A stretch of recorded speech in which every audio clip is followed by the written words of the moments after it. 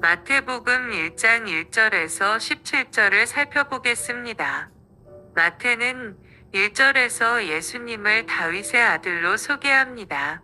다윗의 아들이라는 표현은 가장 먼저 사무엘하에 약속된 다윗의 자손, 그로 말미암아 나라를 세우고 그 위를 견고하게 하겠다는 약속을 생각나게 합니다. 사무엘하 7장 12에서 16절입니다. 내 몸에서 날 자식을 내 뒤에 세워 그 나라를 견고하게 하리라. 저는 내 이름을 위하여 집을 건축할 것이요 나는 그 나라 위를 영원히 견고케 하리라. 나는 그의 아비가 되고 그는 내 아들이 되리니 내 집과 내 나라가 내 앞에서 영원히 보존되고 내 위가 영원히 견고하리라. 하나님께서 다윗에게 주신 이 약속, 곧 다윗의 후손을 통해 하나님께서 나라를 세우시되 그 나라가 영원할 것을 약속하시는 이 약속은 이후로 이스라엘이 소망을 갖는 중대한 근거가 되었습니다. 이렇게 이스라엘은 특히 나라가 멸망하고 그들이 포로로 잡혀가게 된 후 이 약속을 더욱 굳게 붙들고 그 성취를 기다려왔습니다. 경건한 유대인들은 하루에 3번 드리는 그들의 기도에서 이 약속을 매일 기억했습니다. 다윗의 줄기를 속히 일으키소서. 그의 구원의 뿔을 속히 드소서. 우리가 종일 구원을 기다리나이다. 하나님의 약속의 말씀은 살아있고 반드시 그 보내신 사명을 성취합니다. 그래서 마태가 전하는 하나님은 언약의 하나님이십니다. 생각해 보세요. 유다가 멸망하고 선지자가 끊긴 지 무려 400여 년이 지났습니다. 그러나 이스라엘의 경건한 자들, 남은 그루터기들이 그러했던 것처럼 하나님께서도 물론 그 약속을 잊지 않으셨습니다.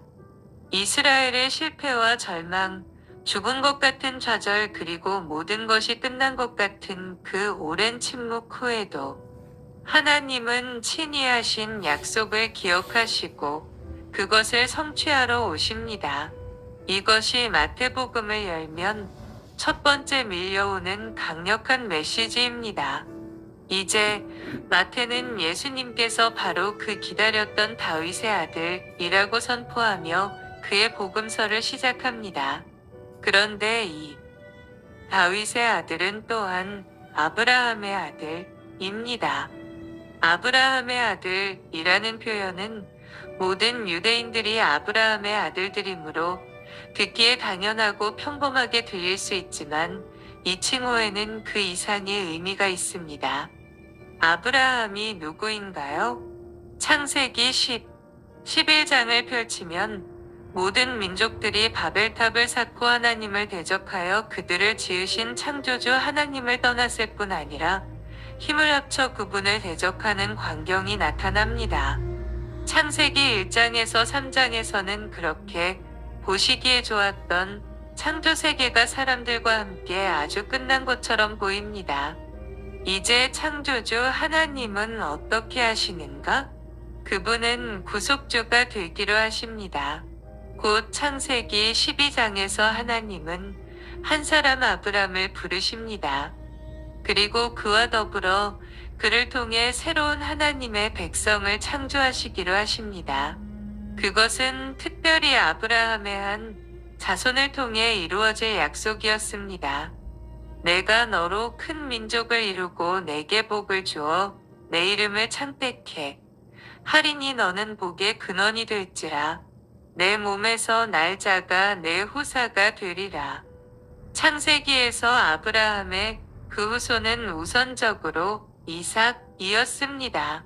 그러나 창세기의 이삭 이야기는 이삭 자신이 혈과 육으로 주어진 아들이 아니라 오직 약속을 따라 난 아들이었음을 강조합니다. 후에 사도 바울은 이삭이 아브라함의 자손이요 또한 성령으로 잉태하신 예수 그리스도의 모형이었다고 설명합니다. 이삭은 사라의 몸을 통해서 나왔지만 이미 경수가 끊어진 사라, 아브라함마저 그 믿음을 잃어버린 후에 주어진 아들이었습니다. 이삭은 또한 모리아, 산에서 번제물로 드려져 죽은 것이나 다름없었고, 오직 하나님께서 다시 살려주셨기 때문에 그는 여러 면에서 오직 하나님으로부터 주어진 아들이었습니다. 그래서 이삭의 이야기는 그가 오직 하나님의 약속을 따라 받은 아들이었고, 이처럼 장차 아브라함의 자손으로 올 그 후손 역시 하나님의 약속을 따라 주어진 아들일 것이며, 그런 약속의 후손을 통해 또한 많은 약속의 자녀들이 아브라함에게 약속된 복을 얻게 될 찬란하고 풍성한 미래를 보여줍니다. 하지만 마태복음에서 예수님께서 어떻게 아브라함의 아들인지에 대해서는 그리 투명하게 설명되지 않습니다. 오히려 1장 1절이 명확히 선포하는 것처럼 예수님은 우선적으로 다윗의 아들이 됨으로써 아브라함의 아들에게 주어진 열방을 향한 약속을 성취하십니다. 이스라엘의 회복이 먼저입니다. 이를 위해 다윗의 아들이 오시는 것입니다. 그리고 그가 이스라엘을 회복하여 새 이스라엘을 창조하신 후에 이 새 이스라엘을 통해 열방이 들어오는 것입니다. 그리고 꽃과 열매는 그 나무의 가지나 뿌리와 하나인 것처럼 이러한 미래는 이미 구약에서 자주 그려졌던 비전입니다. 사무엘하 7장에서 주어졌던 다윗의 약속은 이스라엘의 멸망, 곧 포로기를 거치면서 종말의 다윗 목자에 대한 기대로 발전합니다. 특히 미가 5장 1에서 4절은 바로 이 다윗의 아들이 곧 종말의 목자 다윗이며 그의 통치가 땅 끝까지 미칠 것을 내다보고 있습니다. 이런 점에서 마태복음은 우선적으로 다윗을 향해 주셨던 그 약속과 기대를 상기시킵니다. 그리고 예수가 바로 그 약속대로 오신 다윗의 자손님을 설명합니다. 마태복음 1장 1절에서 25절은 바로 이렇게 약속대로 예수님께서 다윗의 아들로 오셨다는 점을 설명합니다. 이것이 2에서 16절까지 족보가 나오는 이유이며, 이 족보가 17절에서 다윗을 기점으로 그리스도에게까지 이르며 끝나는 이유입니다. 특히 17절은 아브라함부터 그리스도까지의 역사를 일부러 14대로 끊어서 토막을 만드는데, 이는 히브리어로 다윗에 해당하는 숫자가 14란 점에서도 효과적으로 드러납니다. 그런즉 모든 대소가 아브라함부터 다윗까지 연례되어 다윗부터 바벨론으로 이거할 때까지 연례되어 바벨론으로 이거한 후부터 그리스도까지 연례되러라. 그러므로 마태는 이스라엘의 역사를 아브라함에서 다윗까지, 다윗 곧 그 왕국의 시작과 멸망인 포로기까지, 그리고 절망의 포로기에서 희망의 시작인 그리스도까지 이렇게 세 시대로 구분합니다.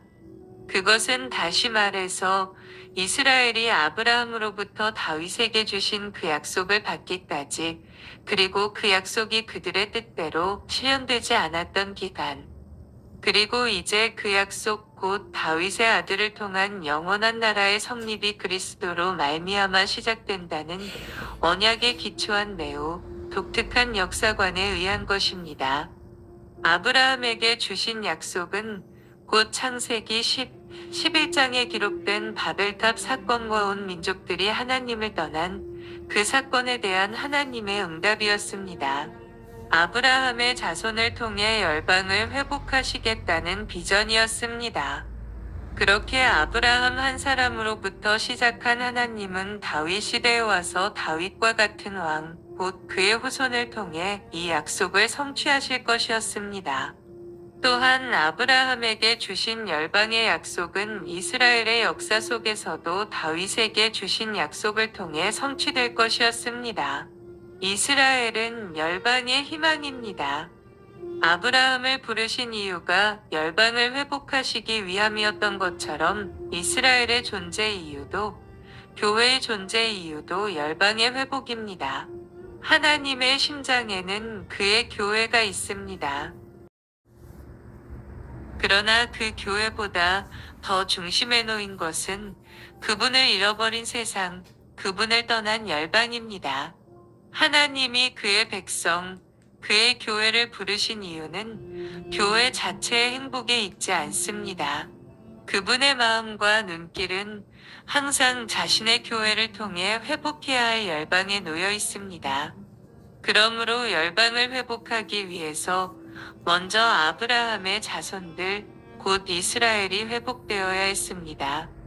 이제 이스라엘을 회복하기로 기대되었던 그 다윗의 아들을 통해 이 언약 공동체가 회복될 때가 이른 것입니다.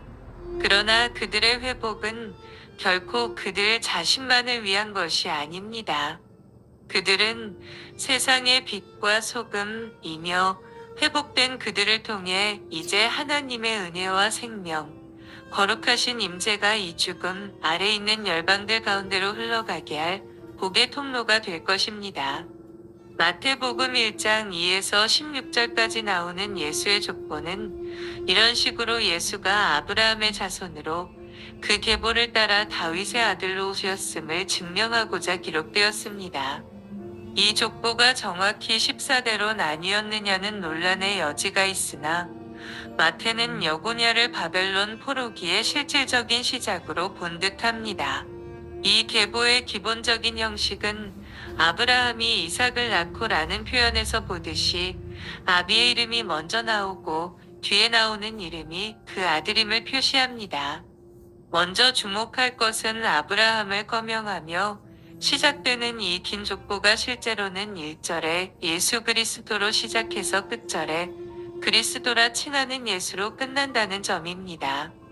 이스라엘은 아브라함으로부터 시작하고 다윗은 이스라엘 역사의 절정이었습니다. 그리고 이제 메시아 예수는 그때 다윗 왕도 이루지 못했던 이스라엘의 사명과 소망의 완성으로 나타나십니다. 아브라함을 통해 창조하실 큰 민족과 다윗에게 주신 영원한 왕권의 약속이 이제 예수에게서 성취되는 것입니다. 먼저 이 예수님을 통해 다윗에게 주신 영원한 왕권이 설 것이고 그 왕권의 통치의 열방이 참여하며 드디어 열방들이 약속된 복을 얻을 것입니다. 이렇게 마태복음의 족보에는 하나님의 백성의 회복을 알리는 신호들이 숨어 있습니다. 예컨대 아버지 그리고 그 후손이라는 형식에 맞지 않는 대목들이 소개됩니다. 특별히 2절에 야곱은 유다와 그 형제들을 낳고 매경우와 11절에 요시야는 여고냐와 그의 형제들을 낳으니라 매경우를 들 수 있습니다. 왜 이두 구절에만 아버지 후손 형식이 아니라 그 형제들을 이라는 문구가 포함되었을까요? 이것은 새로운 하나님의 백성의 출현을 알리는 효과가 있습니다. 흥미롭게도 2절에 유다와 그 형제들은 아브라함부터 다윗에 이르는 처음 14대의 시작에 놓여 있고 11절에 여고냐와 그의 형제들은 바벨론 포로기 이전 14대의 마지막에 놓여 있습니다. 즉, 아브라함으로부터 시작해서 이스라엘의 멸망에 이르기까지 그 시작과 끝에 나오는 형제들은 아브라함의 자손들, 곧 이스라엘의 12지파의 시작과 흩어짐을 기록합니다. 이와는 대조적으로 바벨론으로 이거한 후 예수 그리스도에 이르기까지 마지막 14대에는 이 형제들이란 표현이 없습니다. 왜 그럴까요? 그것은 이제 마태복음이 기록할 바 예수의 제자들이 새 이스라엘의 12지파 역할을 할 것이기 때문으로 볼 수 있습니다. 흩어진 백성들이 회복되고 그리스도이신 예수를 따르는 제자들이 새로운 하나님의 백성들로 나타날 것입니다. 하나님의 백성의 탄생에 있어서 마태의 족보에서 아버지 그리고 그 후손의 형식이 깨어지는 또 다른 경우들이 있습니다. 아버지에 해당하는 부분이 어머니의 이름으로 시작하는 경우입니다. 3절에 다말, 5절에 라합과 룻, 그리고 6절에 우리아의 아내, 마지막으로 16절에 마리아입니다. 보통 여자는 족보에 기록되지 않습니다. 누가의 족보에는 마리아의 이름조차 거론되지 않습니다. 마태는 왜 이 여인들의 이름을 기록했을까요? 흥미롭게도 이 여인들이 살았던 시기는 각기 이스라엘 역사에서 중대한 시기였습니다. 다말은 족장 시대에, 라합은 가나안 정복 시대, 룻은 사사 시대, 그리고 우리아의 아내 밧셋바는 왕국 시대의 여인입니다. 그렇다고 이들이 그 시대를 대표할 만한 뛰어난 여인들은 아닙니다.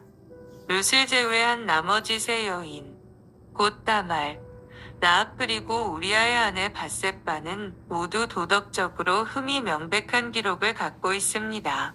하지만 이보다 더 분명한 공통점이 있다면 이 네 여인이 모두 이방인 출신이라는 사실입니다. 다말은 아람인이었고 라합은 가나안 사람, 룻은 모압 출신입니다. 밧셋바의 이름을 직접 기록하지 않고 우리아의 아내라고 한 점도 밧셋바가 남편의 출신 지역인 헷 족속에 속했음을 의도적으로 표시한 것입니다. 이렇게 보면 이 네 여인의 공통점은 그녀들이 대체로 죄인으로 여겨질 수 있기 때문이기도 하지만 모두 이방인 출신이었다는 점에 보다 분명한 강조가 있음을 알 수 있습니다. 사실 이 여인들이 죄인이었고 예수 그리스도의 오심은 죄인들을 위함이라는 의도는 사실 완전히 들어맞지는 않습니다. 왜냐하면 족보에 기록된 남자들도 그 못지않은 죄인들이었기 때문입니다. 예컨대 므낫세는 이스라엘 역사상 가장 악한 죄인으로 기록됩니다.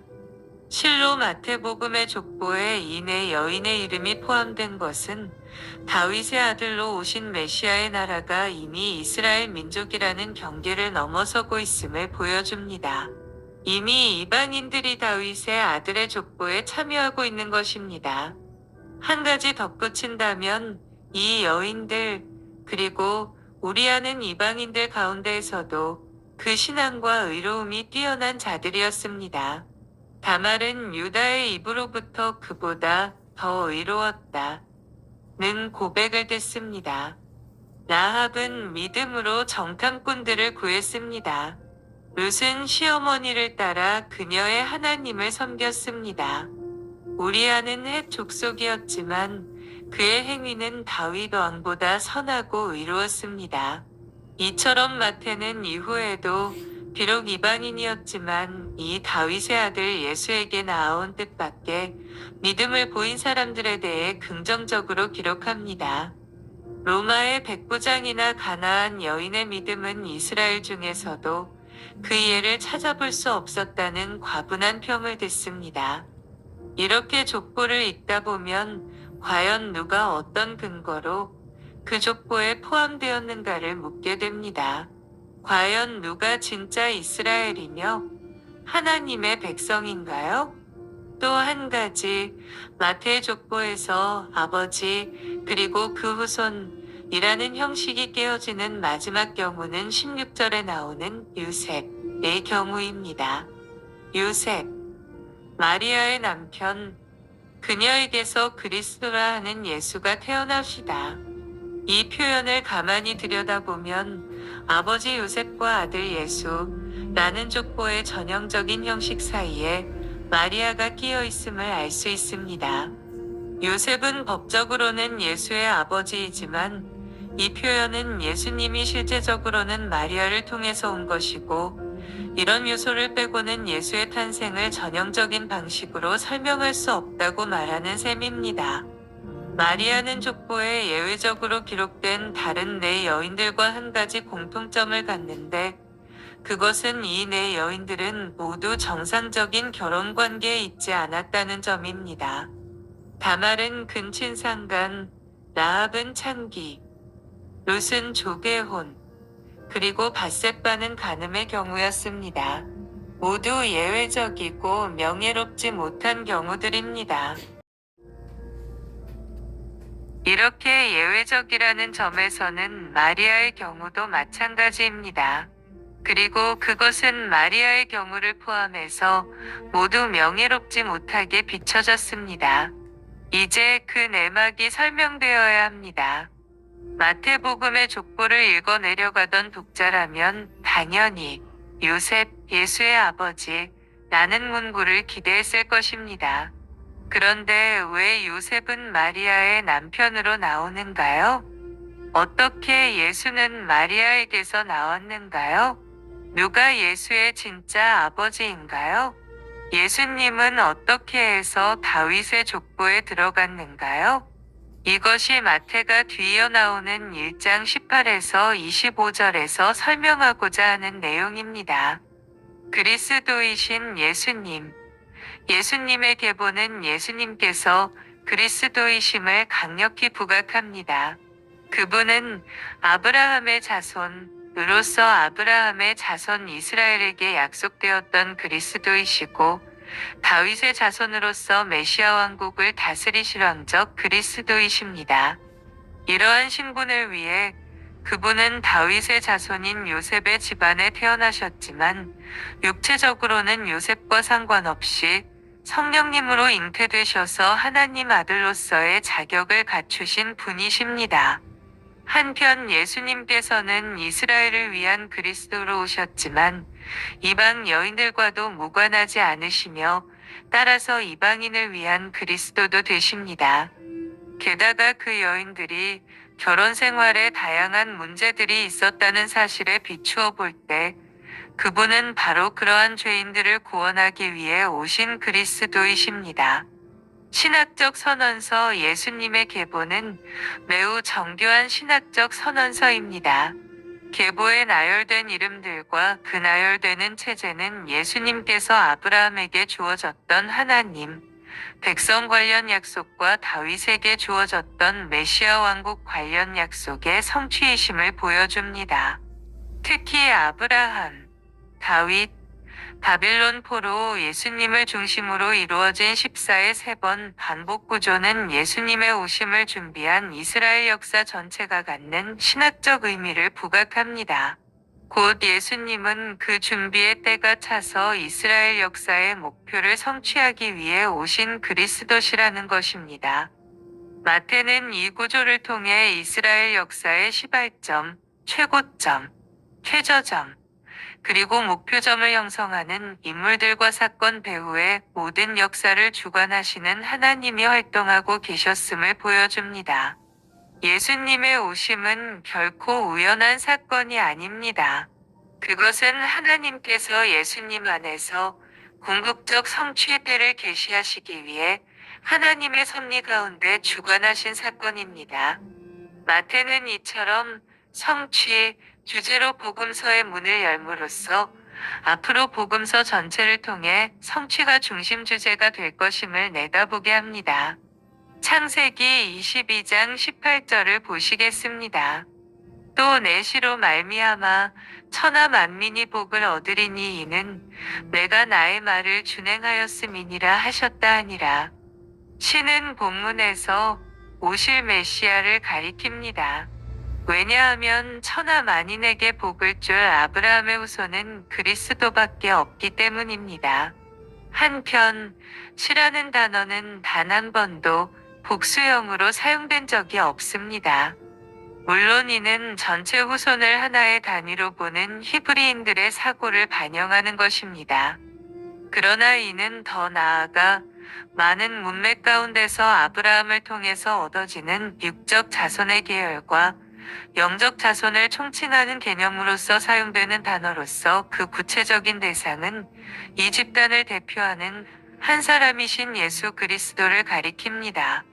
진실로 메시아 예수만이 모든 인류의 복의 근원이요 복과 저주의 유일한 분이십니다. 천하 만민이 이는 그 땅의 모든 민족을 말합니다. 여기서 그 땅은 이 세상을 뜻하고 모든 민족들은 한글개역 성경의 번역과 달리 이 세상의 모든 사람들이 아니고 말 그대로 모든 민족들을 의미합니다. 따라서 본문은 장차 그리스도의 구원의 복음이 어느 특정 지역이나 특정 민족에게만 전파되는 것이 아니라 온 세상 곳곳에 빠짐없이 전파되어 민족 단위로 볼 때 복음을 듣지 못한 민족이 없게 될 것이라는 의미입니다. 신약 성경에서도 성도들은 땅 끝까지 이르러 그리스도의 증인이 되어야 하며 그 일이 완성된 후에야 세상의 끝이 있고 그리스도의 재림이 이루어진다고 밝히고 있습니다. 즉 예수 그리스도의 재림이 이루어지는 것은 이 세상의 모든 사람이 복음을 듣게 된 후가 아닙니다. 그때는 이 세상의 모든 민족이 복음에 대한 소식을 들었을 때입니다. 이 천국 복음이 모든 민족에게 증거되기 위하여 온 세상에 전파되리니 그제야 끝이 오리라. 감사합니다.